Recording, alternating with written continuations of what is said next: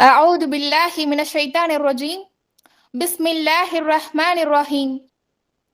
إن الحمد لله إن الحمد لله نحمده ونستعينه ونستغفره ونعوذ بالله من شرور أنفسنا ومن سيئات أعمالنا. من يهده الله فلا مضل له ومن يضلل فلا هادي له وأشهد أن لا إله إلا الله وحده لا شريك له وأشهد أن محمدا عبده ورسوله. يا أيها الناس اتقوا ربكم الذي خلقكم من نفس واحدة وخلق منها زوجها وبث منهما رجالا كثيرا ونساء واتقوا الله الذي تساءلون به والأرحام إن الله كان عليكم رقيبا. வார்த்தைகளிலே சிறந்தது அல்லாஹ்வுடைய வார்த்தை என்றும் வழிகாட்டுதல்களிலே சிறந்தது முஹம்மது நபி ஸல்லல்லாஹு அலைஹி வஸல்லம் அவர்களின் வழிகாட்டுதல் என்றும் மார்க்கத்தில் புதிதாக பரப்பக்கூடிய ஒவ்வொன்றும் பிதாத் என்றும் அந்த ஒவ்வொரு பிதாத்தும் நாளை நம்மை வழி கெடுக்கும் என எச்சரித்தவளாக எனது உரையை ஆரம்பம் செய்கின்றேன். அஸ்ஸலாமு அலைக்கும் வரஹ்மத்துல்லாஹி வபரகாத்தஹு. என் அன்பிற்குரிய சகோதர சகோதரிகளே, உங்கள் முன் பேசும் நான் ஒரு பெரிய ஆலிமாவோ அல்லது சிறந்த தாயியோ அல்ல.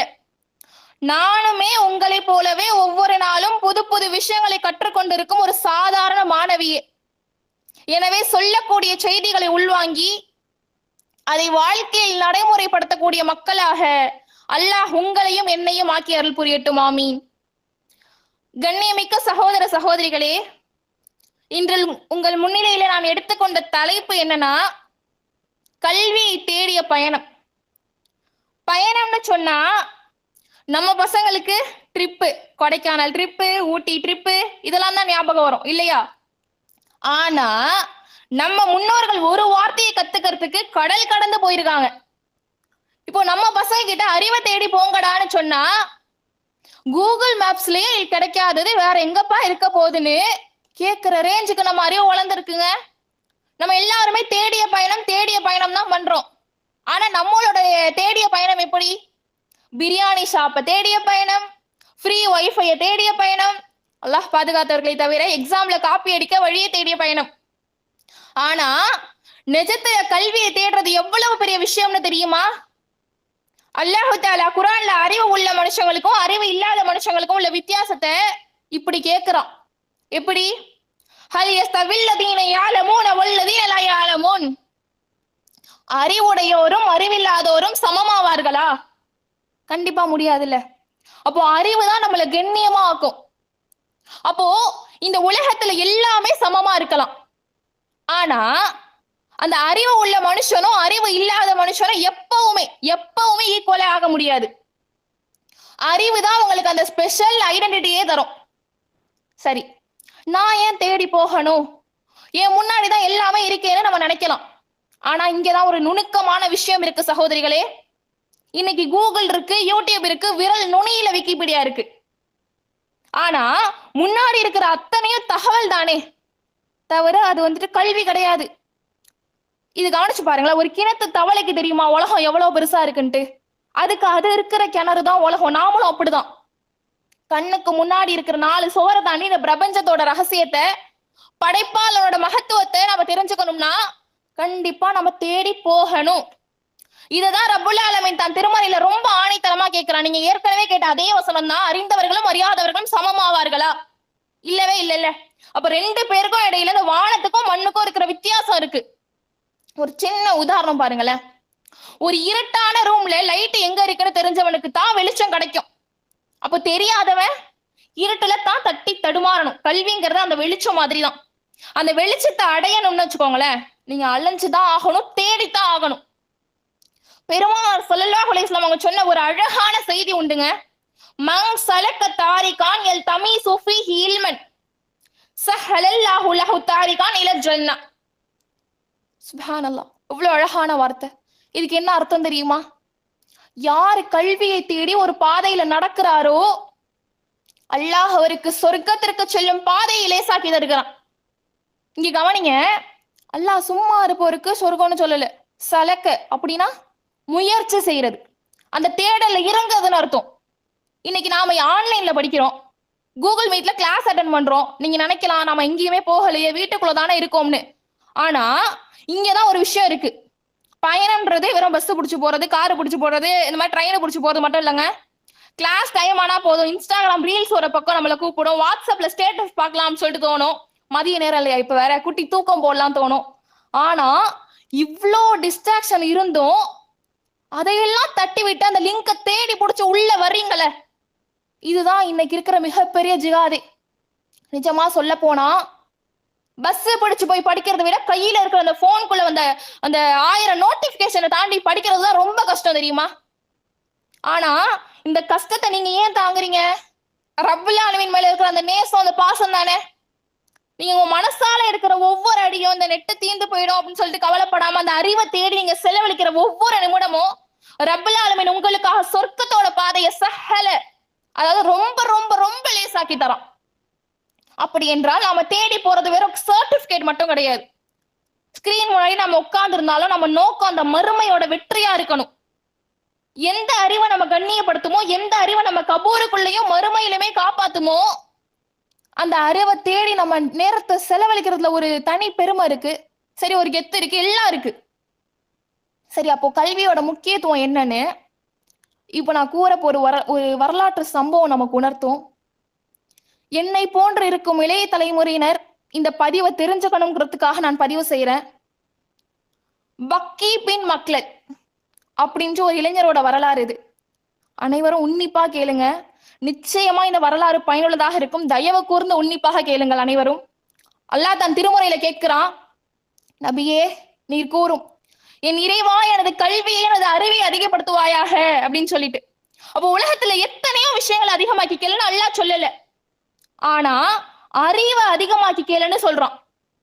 அந்த அறிவை அடையணும்னா ஒரு மாணவிக்குள்ள எவ்வளவு துடிப்பு இருக்கணுங்கிறது இந்த பக்கி பின் மக்லத் அவங்கதான் ஆகச்சிறந்த உதாரணம்ங்க.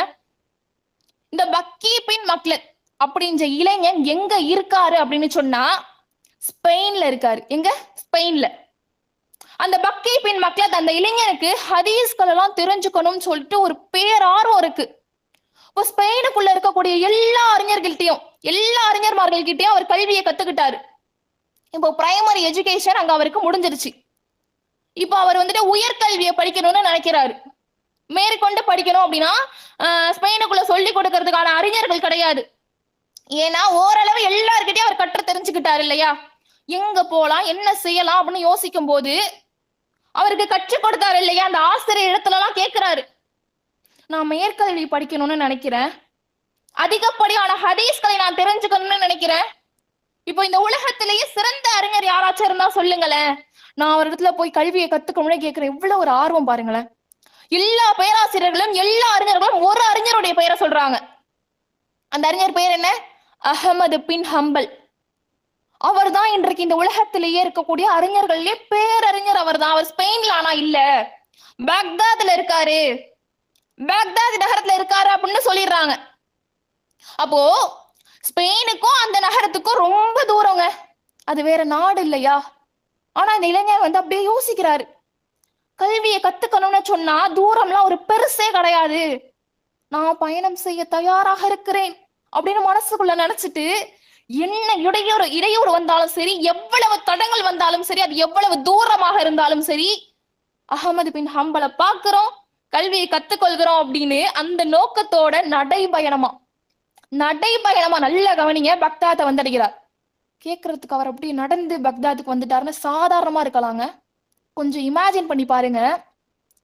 ஸ்பெயின்ல இருந்து முதல்ல மொரோக்காக்கு நடந்து வந்திருக்காரு, மொரோக்கால இருந்து மக்காவுக்கு நடந்து வந்திருக்காரு, மக்காவில இருந்து பக்தாத் நகரத்துக்கு வந்திருக்காரு. ஏறத்தாழ 5 ஆண்டு காலமாகி இருக்கு அவர் அங்கேருந்து இங்க நடைபயணமா வரத்துக்கு. சுப்ஹானல்லாஹ். கல்வியை தேடி ஒரு இளைஞனுடைய பயணம் 5 ஆண்டு காலம் நடந்தே வந்திருக்காரு. பெரிய பணக்காரரா வரலாறு அவரை அடையாளம் காட்டல, அவர் ஒரு ஏழை.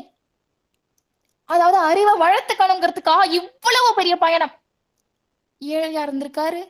அதாவது ஒவ்வொரு இடத்தையும் நடந்து வரும்போது பசிக்கும்ல, அதுக்கு அவர்கிட்ட காசு கிடையாது. அந்த இடத்துல அப்போதைக்கு வேலை செஞ்சு அதன் மூலமா சம்பாதிச்சு வரக்கூடிய வழிகள்ல சாப்பிட்டுட்டு அப்படியே பயணம் பண்ணி வந்திருக்காரு. 5 ஆண்டு காலம் பயணம். எதுக்காக? கல்வியை கத்துக்கணுங்கிறதுக்காக. சுப்ஹானல்லாஹ். பக்தாதுக்கு வந்தாச்சு. இப்ப அங்க இருக்கக்கூடிய மக்கள் கிட்ட உடனே கேட்கிறார், ஒரு நிமிஷம் கூட நீ வேஸ்ட் பண்ண முடியாது, ஏன்னா 5 வருஷ பயணம் இல்லையா, 5 வருஷ பயணம் இல்லையா. மக்களிடத்துல கேட்கிறார், அஹமது பின் ஹம்பல் எங்கே, அவர் எங்கே இருக்கிறார், அவருடைய வீடு எங்க இருக்கு, அவருக்கு நான் போய் படிக்கணும் அப்படின்னு கேட்கிறார். அந்த நகரத்து மக்கள் இவர் அப்படியே விசித்திரமா பாக்குறாங்க. என்ன நிலைமை இருக்குன்னு தெரியாம, என்ன இந்த இளைஞன் ஏதோ பேசுறானே அப்படின்னு பாக்குறாங்க. ஒரு வாய் விட்டே கேட்டுட்டாரு, ஏன்பா நீ இந்த உலகத்துலதான் இருக்கியா, இல்ல ஏதாச்சும் வானத்துல இருந்து ரீசெண்டா குதிச்சு வந்திய, உனக்கு இங்க நடக்கக்கூடிய விஷயம் தெரியாதா அப்படின்னு சொல்லி கேக்குறாங்க. அதுக்கு அவர் என்னடா இது அப்படின்னு இந்த பக்கே பின் மக்களுக்கு புரியல. என்ன நடந்திருக்கும், என்ன எனக்கு தெரியல, நான் ஸ்பெயின்ல இருந்து வரேன், நான் நடந்து வரேன், நான் கல்வியை கத்துக்கொள்ள வேண்டும் என்பதற்காக வந்திருக்கேன் அப்படின்னு சொல்லிட்டு நடந்து வந்திருக்கேன் அப்படின்னு சொல்றாரு. அப்போ ஒரு விஷயத்த சொல்றாரு, இப்ப இருக்கக்கூடிய கலீஃபா குர்ஆன் படைக்கப்பட்ட ஒன்று, அது மனிதனால் உருவாக்கப்பட்ட ஒன்று அப்படின்ற ஒரு குழப்பத்தால அந்த குர்ஆன் வசனங்கள் எல்லாம் இவர் விவரமா எல்லாருக்கும் சொல்றாருன்ற அந்த காரணத்துக்காக இவருக்கு தண்டனை கொடுத்துக்கிட்டு இருக்காங்க. இவருக்கு கசையடி காலையில வழங்கப்படும், அதற்கு பின்னாடி ஒரு வீட்டுல அடைக்கப்படுவார். அந்த வீட்டுல இவருக்கு அடைக்கப்பட்ட உடனே யார்கிட்டையும் இவரும் பேசக்கூடாது, இவரும் யார்கிட்டையும் பேசக்கூடாது. அப்படி ஒரு தண்டனை அவருக்கு இருக்கு. இந்த நேரத்துல நீ நான் அவர்கிட்ட போய் கல்வியை கத்துக்கணும்னு சொல்றியே, அதனாலதான் உன்னை எல்லாம் விசித்திரமா பாக்குறாங்க அப்படிங்கிற செய்தியை இவர்கிட்ட சொல்றாங்க. எப்படி இருக்கும், மனமுடைந்து போகிறார். 1 நாளா 2 நாளா 5 ஆண்டு கால பயணம் இல்லையா. அவருக்கு மனசு ரொம்ப வேதனை ஆகுது. என்னுடைய 5 ஆண்டு கால பயணம் வீணா போயிடுச்சு அப்படின்னு நினைக்கிறார். ஆனாலும் மனசு தளரலங்க. பாக்தாத் நகரம் அப்படிங்கிறது எப்படி ஸ்பெயின் அறிஞர்களால சூழ பெற்றிருந்ததோ அதே மாதிரிதான் இங்கேயும் பேரறிஞர்கள் நிறைய பேர் இருந்தாங்க. அங்க இருக்கிறவங்க கிட்ட விசாரிக்கிறாரு, நான் வேற அறிஞர்கள் கிட்ட கல்வி கத்துக்கணும்னு நினைக்கிறேன், இங்க பெரிய அறிஞர்மார்கள் எல்லாம் எங்க இருப்பாங்க அப்படின்னு கேட்கிறாரு. இந்த பக்கே பின் மக்களை கேட்கிறாரு. எல்லாரும் சொல்றாங்க, பாக்தாதினுடைய பெரிய பள்ளிவாசல் இருப்பாங்க, போங்கன்னு சொல்லி. அப்போ பாக்தாதனுடைய பெரிய பள்ளிவாசல் அன்றைக்கு அது பல்கலைக்கழகமாக இருந்திருக்கு. சுப்ஹானல்லாஹ், யூனிவர்சிட்டியா இருந்திருக்கு நம்முடைய பள்ளிவாசல். நேரத்துக்கு ஒவ்வொரு பாட வேலை நடந்திருக்கு. அரபுக்கான கிளாஸ் தனியா நடத்திருக்காங்க, ஹதீஸ்களை சொல்லி கொடுக்கறதுக்கு கிளாஸ் தனியா, தஃப்சீர்களை சொல்லி கொடுக்கறதுக்கு தனியா, சட்டங்களை சொல்லி கொடுக்கறதுக்கு கிளாஸ் தனியா இருந்திருக்காங்க. அப்போ ஒவ்வொருத்தருக்கும் ஒரு அறிஞர் சொல்லி கொடுத்திருக்காரு. மார்க்கத் அறிஞர்கள் இருந்திருக்காங்க, பாடம் நடத்தியிருக்காங்க பள்ளிவாசல்ல. சுப்ஹானல்லாஹ், அப்போவே நம்ம உள்ள போகிறார். பெரிய பள்ளிவாசல், ஆயிரக்கணக்கான மாணவர்கள் அங்க படிச்சுக்கிட்டு இருக்காங்க. அவருக்கு படிக்கிற விஷயம் ரொம்ப பிடிச்சது இல்லையா, அதனால உள்ள போன உடனே அவருக்கு அவ்வளவு சந்தோஷமா இருக்கு, பேரானந்தமா இருக்கு. போகிறாரு. இவர் எதுல மேஜரா இருக்கணும்னு நினைக்கிறாருன்னா, ஹதீஸ்களை தெரிஞ்சுக்கிறதுலதான் இவர் மேஜரா இருக்கணும்னு நினைக்கிறாரு. அதனால மற்ற வகுப்புகளை எல்லாம் கடந்து ஹதீஸ்கள் சொல்லி கொடுக்கக்கூடிய வகுப்புகளை போய் உட்கார்றாரு. குறிப்புகள் எல்லாம் எடுக்கிறதுக்காக உட்கார்றாரு.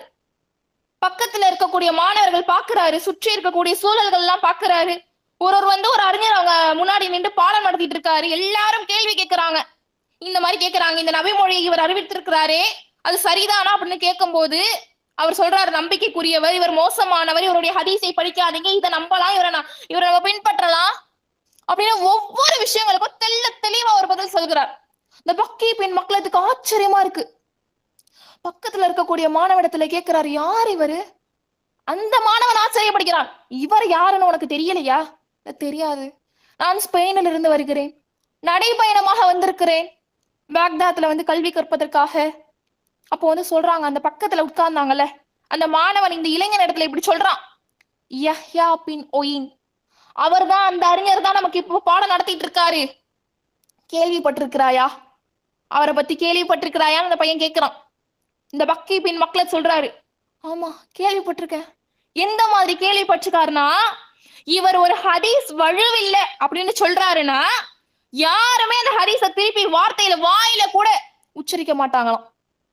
அந்த அளவுக்கு நம்பகத்தன்மையா பாடம் நடத்தக்கூடியவர். அப்போ அப்படியா, அவர் தான் எனக்கு இப்ப பாடம் சொல்லி தர போறாரா? எல்லாமே ஆச்சரியம் தான் அவருக்கு, எல்லாமே ஆச்சரியம். இதெல்லாம் கேட்டுட்டு பாட முடியக்கூடிய அந்த நேரத்துல அந்த வேலையில இந்த பக்கே பின் மக்கள் இருக்காரு இல்லையா, போய் இன்ட்ரடியூஸ் ஆகிறாரு. யஹ்யா பின் உயின் கிட்ட போய், அந்த பேரறிஞர் கிட்ட போய் இன்ட்ரடியூஸ் ஆகுறாரு.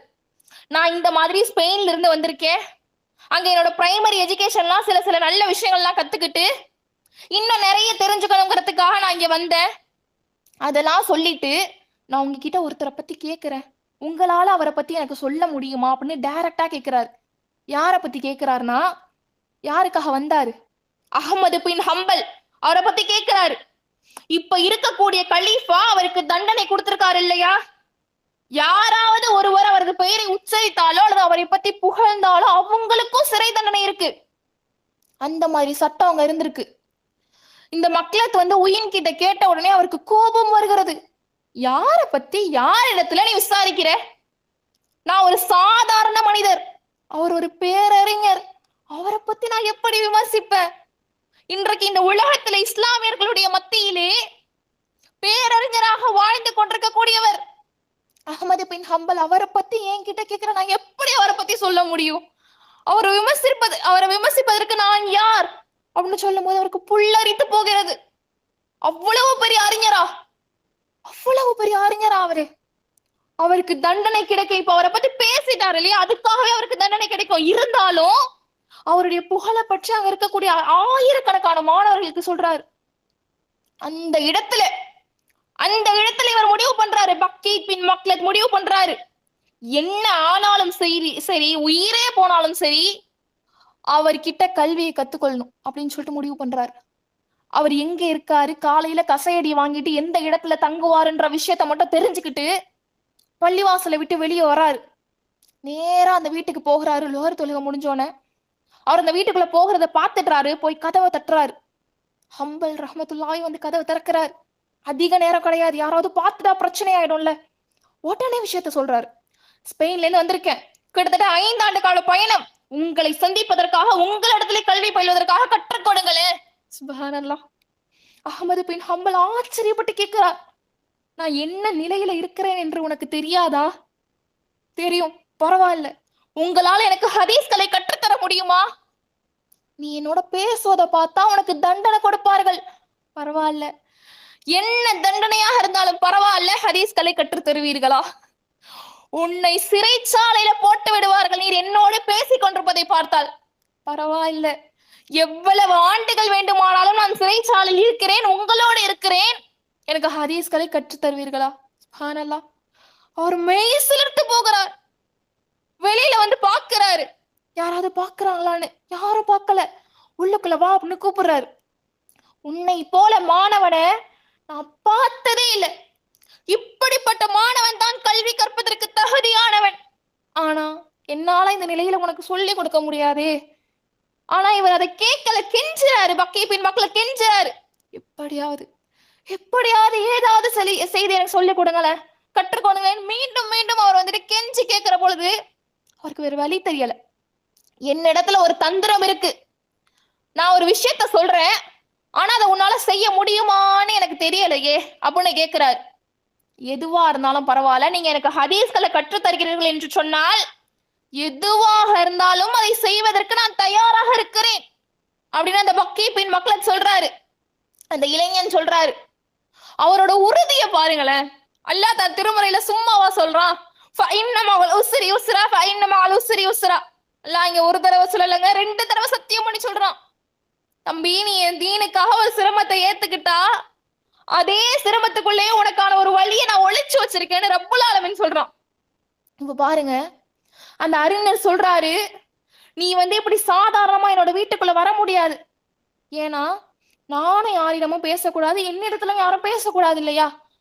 அப்படி ஒருவேளை பேசினா 2 பேருக்கும் தண்டனை கிடைக்கும். நீ ஒண்ணு செய், ஒரு யாசகனை போல, ஒரு பிச்சைக்காரனை போல வேடம் அணிஞ்சிட்டு எல்லார்கிட்டையும் யாசகம் கேட்கிற மாதிரியே கேட்டுட்டு வா. என்கிட்டயே கேளு. உனக்கு உணவு தருவதை போல உன்னை உள்ளுக்குள்ள கூப்பிடுறேன். உனக்கு உணவு தரக்கூடிய அந்த நேரத்திலே நான் உனக்கு கற்றுத் தருகிறேன்னு சொல்றாரு. சுப்ஹானல்லாஹ். யோசிச்சு பாருங்களேன். இன்னைக்கு இருக்கக்கூடிய நம்ம ஜெனரேஷன்ல ஏசி ரூம்ல வேலை இல்லைன்னா வேலை செய்ய மாட்டோம்னு சொல்றோம். நான் படிச்ச படிப்புக்கு ஏத்த வேலை இல்லை அப்படின்னா ரிசைன் பண்ணிட்டு வரக்கூடிய ஜெனரேஷன் இல்லையா நம்ம? நீ படிக்கணும்னா நீ பிச்சைக்காரன மாதிரி வான்னு சொல்லிட்டு ஒரு ஆசிரியர் சொல்லுகிறார். மாணவன் அதற்கு சரின்னு சொல்லுகிறான். இன்ஷா அல்லாஹ் அதே மாதிரி வரேன் அப்படின்னு சொல்றாரு. ஒருவர் லுஹர் தொழுகை முடிஞ்சோன்னா வந்துரு அப்படின்னு ஹம்பல் அவர்கள் சொல்றாங்க. ஹம்பல் ரஹ்மத்துல்லாஹ் சொல்லிடுறாரு. அதே மாதிரி லுஹர் தொழுகை முடிஞ்ச உடனே இந்த கிழிந்த ஒரு கந்தலாடைய போடுறாரு. அவருக்கு வெக்கமா இருக்கு. எல்லாருக்குமே உண்டான ஒரு இயல்பான விஷயம் இல்லையா? ஒரு இளைஞன் வேற எவ்வளவு இன்ஃபியாரிட்டி பார்ப்போம், எவ்வளவு இன்ஃபியாரிட்டி பார்ப்போம் இல்லையா? ஒரு காம்ப்ளெக்ஸா பார்க்கக்கூடிய அந்த வயசுல கிழிந்த கந்தலாடை அணிகிறார் மக்கி பின் மக்லத். கையில ஒரு தட்டை வச்சுக்கிறாரு. அந்த பாக்தாத் வீதிகளை நடந்து வருகிறார். அல்லாஹ் உங்களுக்கு அருள் புரியட்டும், அல்லாஹ் உங்கள் மீது கருணை புரிவானாக, அல்லாஹ் உங்களுக்கு நற்கூலி வழங்கட்டும், எனக்கும் உங்களுடைய கருணை பார்வை காட்டக்கூடாதா, ஏதாவது கொடுங்களே அப்படின்னு சொல்லிட்டு யாசம் கேட்டு வர்றார். சில ரொட்டி துண்டுகள் அதுல போடுறாங்க. அந்த தட்டுல சில பேரிச்ச பழங்கள் அந்த தட்டுல வந்து விழுது. எனக்கு தேவை இது இல்லையே, எனக்கு தேவை கல்வி தானே, நான் ஹதீஸ்களை தெரிஞ்சுக்கணும், அதற்காக இதெல்லாம் நான் ஏத்துக்கிறேன் அப்படின்னு சொல்லிட்டு மனசுல நினைச்சுக்கிட்டு அகமது பின் ஹம்பலுடைய வீட்டு கதவை போய் தட்டுறாரு. அதே மாதிரி சொல்றாரு, அல்லாஹ் உங்கள் மீது கருணை பொழிவானாக, நீங்கள் என் மீது கருணை பொழியுங்கள். கதவை தட்டுறாரு. அவர் சாப்பாடு கொடுக்குற மாதிரி உள்ளுக்குள்ள கூப்பிடுறாரு. அவருக்கு ஆச்சரியம். இந்த மாதிரி ஒரு பிச்சைக்காரனுடைய தோற்றத்துல இந்த இளைஞன் வரமாட்டான்னு நினைக்கிறார். ஆனா அந்த இளைஞன் வந்துட்டாரு. உள்ள போன உடனே 5 நிமிடம், இப்படி 5 நிமிடம் 5 நபிமொழிகளை சொல்றாரு. இன்னார் இன்னாருக்கு அறிவித்தார், அவருக்கு இன்னார் அறிவித்தான்றத கொண்டு சங்கிலி தொடராக எப்படி அந்த ஹதீஸ் வந்ததுங்கிறத கொண்டு 5 நிமிடத்திலே 5 நபிமொழிகள் அந்த இளைஞனுக்கு கற்பிக்கப்படுகிறது. அப்படியே ஆச்சரியத்தோட அந்த இளைஞன் பாக்குறான். சொல்லி முடிச்சுட்டாரு. ஆசிரியர் இல்லையா, டெஸ்ட் வைக்கணும்ல, கேட்கிறாரு. நான் சொன்னேன் அல்லவா, திருப்பி சொல். சுப்ஹானல்லாஹ். இந்த இளைஞனுடைய கல்வி ஆர்வத்தை பார்த்து அவரே வியந்து போகிறார். அடி பிளராமல் அவர் எப்படி அதை கற்று தந்தாரோ அதை திருப்பி இந்த இளைஞன் சொல்கிறான். என்னுடைய வாழ்க்கையில உன்னை போல ஒரு மாணவனை நான் பார்த்ததே இல்லை, தொடர்ந்து இது போல லுஹர் முடிச்சுட்டு நீ என் வீட்டுக்கு வந்துருன்னு சொல்றாரு. அந்த இளைஞன் மகிழ்ச்சியில யாசருடைய அந்த தோற்றத்திலேயே வெளியே வராரு.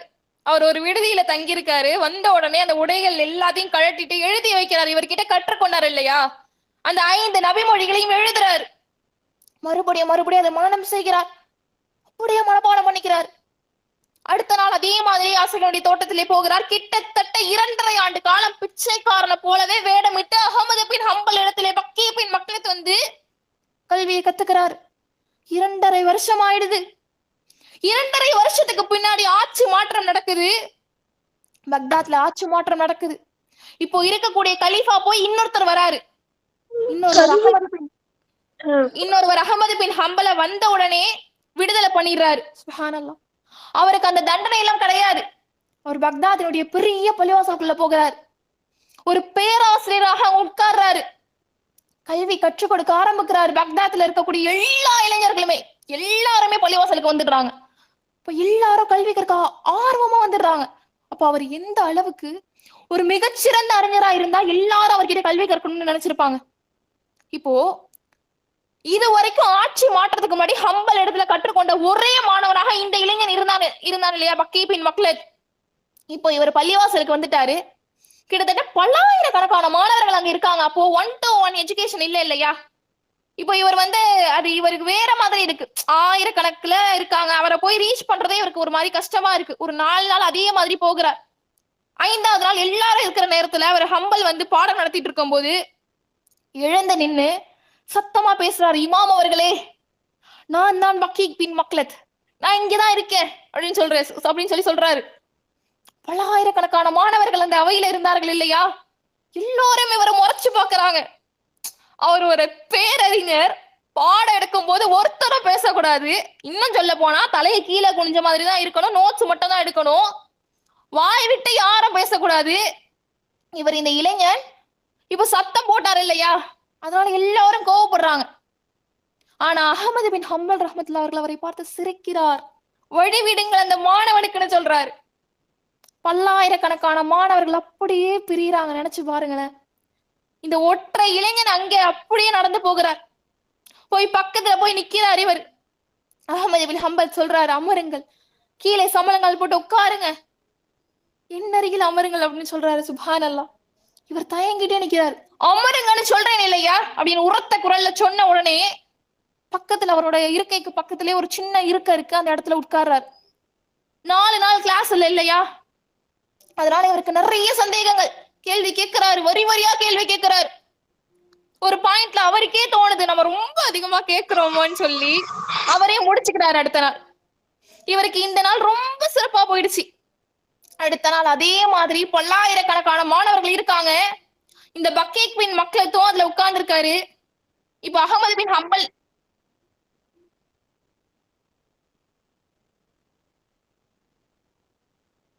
Sorry sister. இப்போ அகமது பின் ஹம்பல் ரஹ்மத்துல்லா அவர்கள் பாடம் எடுப்பதற்கு முன்னாடி கேட்கிறார், பக்கீக் பின் மக்லத் எங்கே அப்படின்னு சொல்லி கேட்கிறார். இதோ இதோ இருக்கிறேன் அப்படின்னு அந்த கூட்டத்துக்குள்ள இருந்து பதில் சொல்றாரு. வழிவிடுங்கள் அவருக்கு, அவர் என்ன அருகில் வந்து அமரட்டும். பல்லாயிரக்கணக்கான மாணவர்கள் இருக்கக்கூடிய அவையிலே ஒற்றை இளைஞன் அடையாளம் காட்டி அவர் அழைக்கிறார். அவர் பக்கத்துல வந்து உட்கார்றாரு. எல்லோருக்கும் ஆச்சரியமாக இருக்கு. இப்படியே பல நாட்கள் போய்கிட்டே இருக்கு. அங்க படிச்சுக்கிட்டு இருக்கக்கூடிய ஒரு இளைஞன் வந்து எழுந்து நின்று அகமது பின் ஹம்பல் ரஹ்மத்துல்லா கிட்ட கேட்கிறான், ஏன் நாங்க எல்லாரும் மாணவர்கள் தானே, பிறகு ஏன் அவருக்கு மட்டும் அவ்வளவு முக்கியத்துவம், அவரை மட்டும் உங்களை அருகிலே அமர வைக்கிறீர்களே, என்ன காரணம் அப்படின்னு கேட்கிறாங்க.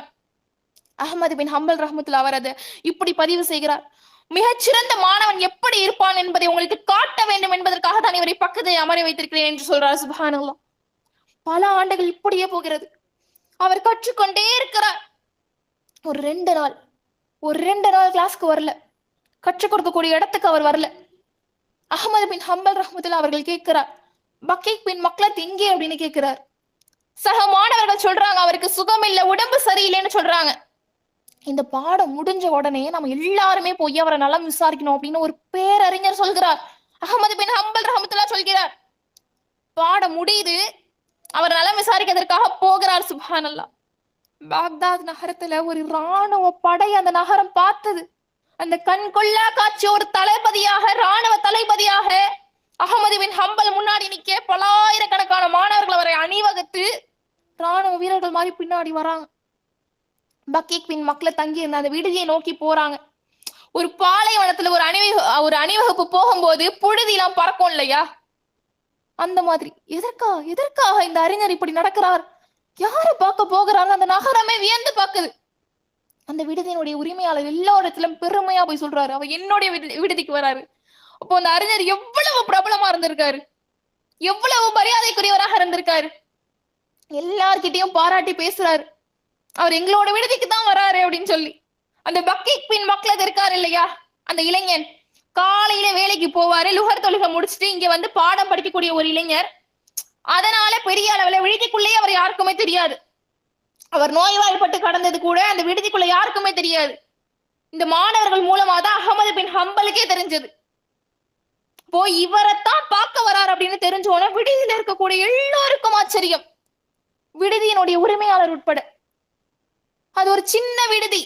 இந்த பக்கீக் பின் மக்லத்துக்கு தெரிஞ்சது, தன்னை பார்ப்பதற்காகத்தான் அந்த இமாம் வருகிறார், அகமது பின் ஹம்பல் வருகிறார்னு சொல்லி. அது ஒரு சின்ன இடம்.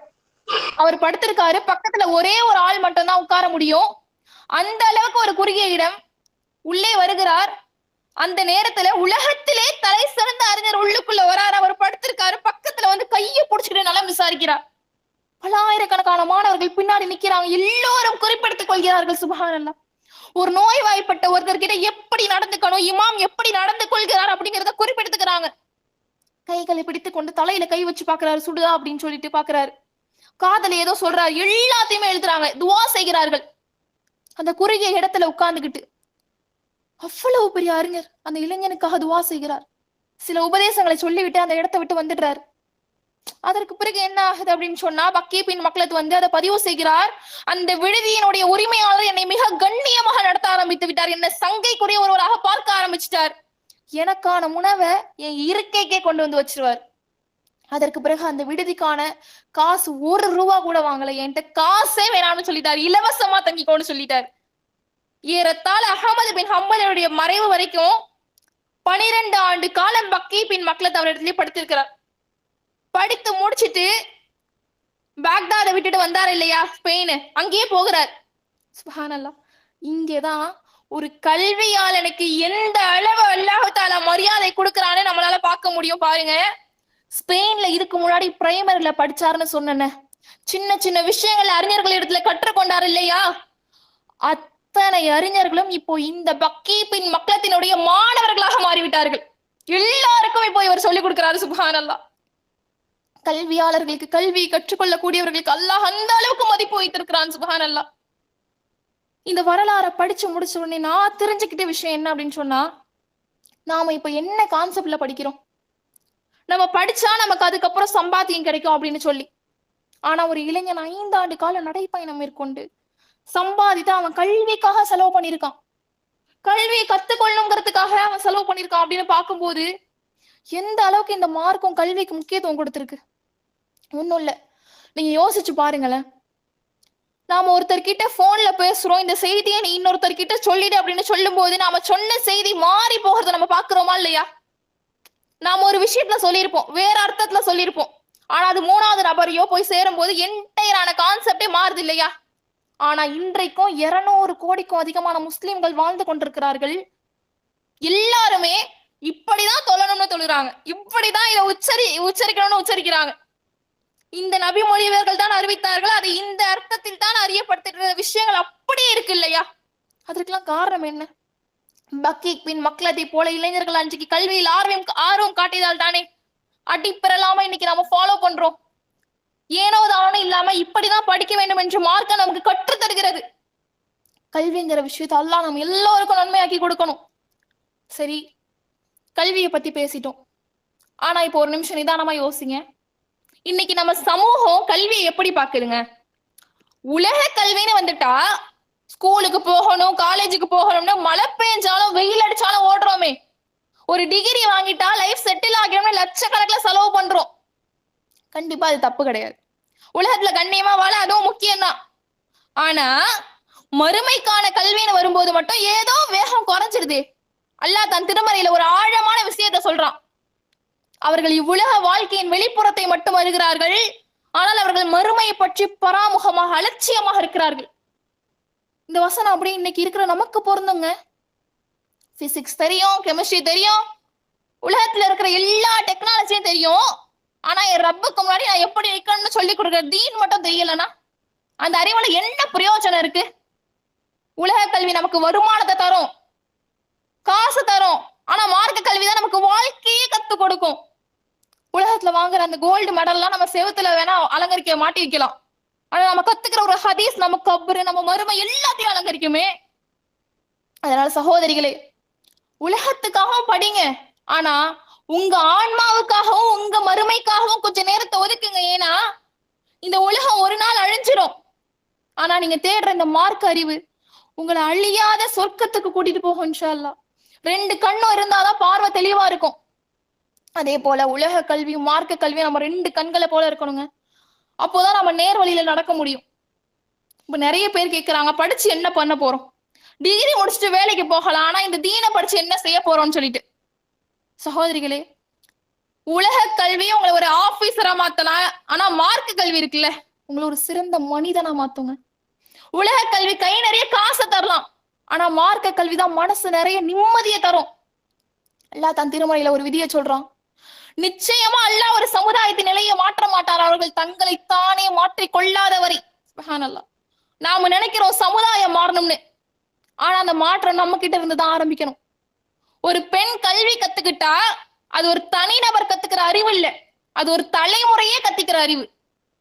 நீங்க ஒரு ஆலிமாவோ இல்ல மார்க்கத்தை முறையாக தெரிஞ்ச ஒரு பெண்ணாவோ மாறும்போது உங்க பின்னாடி வரப்போற ஒரு சந்ததியை நேர்வழி பெறுங்க. யோசிச்சு பாருங்க.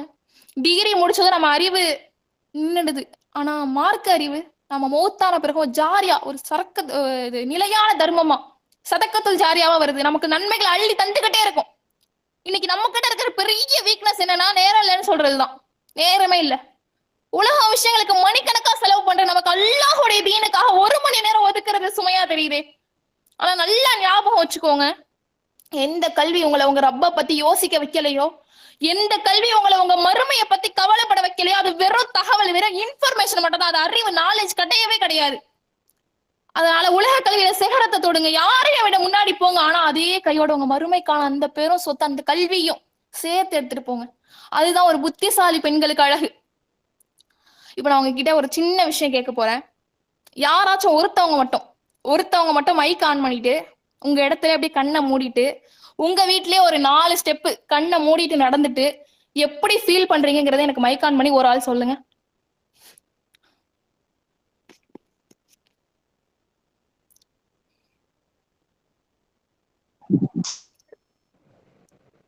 சிஸ்டர்ஸ். அஸ்ஸலாமு அலைக்கும். வலைக்கும் கொஞ்சம் சலாம். பயமா இருக்கு. அதாவது கண்ண மூடிட்டு நடக்கும்போது ரொம்ப கேர்ஃபுல்லா நடக்கணும் அப்படின்ற ஒரு பதட்டம் இருக்கு. ம். எப்படி மாஷா அல்லாஹ். அதுதான். இப்ப நான் என்ன சொல்ல வரேன்னா, இப்ப கவனிங்க. இதுதாங்க மேட்ரு. அது சகோதரி நடந்தது அவங்க சொந்த வீடு தான்.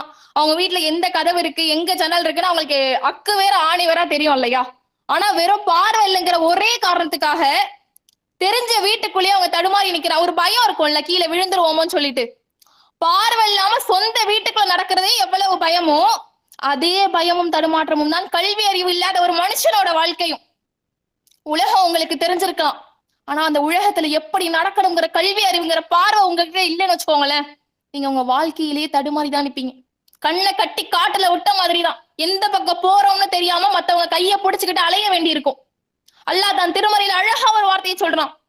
நிச்சயமா உண்மை எது என்று தெரியாத குருடரும் பார்வை இல்ல உள்ளவங்களும் சமமாக மாட்டார்கள் அப்படின்னு சொல்லிட்டு.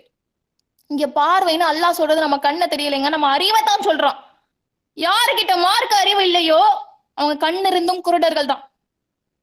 அவங்க வாழ்க்கையில எந்த பக்கம் விழுவோம், எந்த பக்கம் ஷைத்தான் நம்ம காலை வாரி விடுவான்னு தெரியாமலே வாழ்ந்து முடிச்சிடுவாங்க.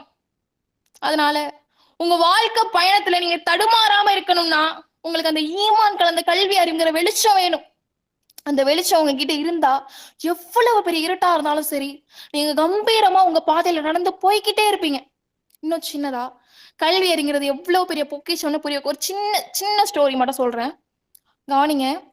ஒரு காலத்துல ஒரு பெரிய கப்பல் நடுவுல கடல்ல பழுதாகி நின்னுடுச்சு. நடு கடல்ல பழுதாகி நின்னுடுச்சு. அந்த கப்பலோட இன்ஜினை யாராலையும் சரி பண்ண முடியல.